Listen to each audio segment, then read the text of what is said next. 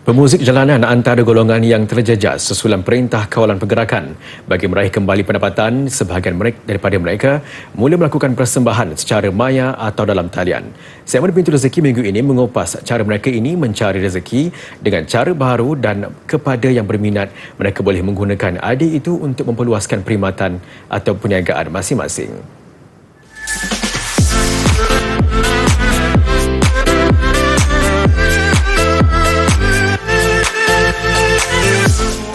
Satu-satu lambang hidup insan, meniti rangkaian perjuangan. Muhammad Muhyiddin Muhammad Makhtar antara penggiat seni jalanan sepenuh masa yang menjana pendapatan melalui persembahan muziknya.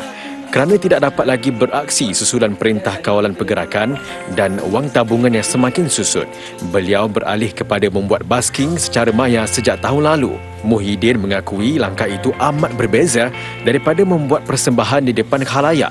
Yang penting, beliau masih dapat menggunakan bakatnya untuk mencari rezeki dan pada masa sama memanfaatkan kepesatan penggunaan media sosial masa ini. Basker sememangnya diorang akan buat persembahan di luar. Tak kisahlah sama ada di jalanan maupun di restoran, kafe maupun di kompleks pembeli belah ataupun di pusat-pusat di pasar raya sekalipun. Jadi bila kita melalui Dr. Lok Dali dah, of course lah sedikit sebanyak akan memberi kesan juga, di mana waktu itu dengan kita punya aktiviti sebab ada setengahnya orang akan berkerumun, dan semua orang akan bersesak-sesak untuk menonton persembahan baskers. Tapi selama saya basking, kita dah boleh, kita sebagai basker pun kita kena pesan juga kepada yang sedang menonton, kalau boleh jangan duduk rapat-rapat. Kalau nak menonton pun biar ada social distancing, ada penjarakan sosial, supaya kita tak nak nanti akan berlaku penyebaran tanpa kita sedar. Kadang-kadang kita tersebar tu, walaupun kita duduk sebelah saja pun kita dah boleh menyebabkan virus itu tersebar. Dan sama ada kita mendapat penyakit, kita terjangkit ataupun kita menjangkiti orang. So itu antara sebanyak memberi kesan lah. Dan bila kita buat virtual ni, sebenarnya ada pro ada con dia juga. Maksudnya ada kebaikan dia, ada kelemahan dia juga sikit. Dari segi kebaikannya, kita dapat jaga penjarakan sosial, kita dapat jaga diri daripada kita terdedah dengan keadaan di luar. Dan cuma dari segi kelemahannya, kita masih lagi kekurangan dari segi internet punya speed internet, dan kita kekurangan dari segi penonton yang betul-betul di atas talian. Muhyiddin mengakui beliau cuma memperolehi pendapatan sekitar 30% daripada membuat persembahan secara maya berbanding di depan khalayak.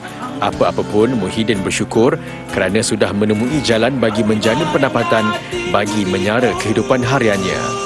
Sedikit sebenarnya dia ada berkurangan jugalah sikit, tapi yang penting kita kena istiqamah buat benda tu, dan kita kena buat sesuatu yang penonton akan tertarik dan dia akan cuba stay untuk tonton.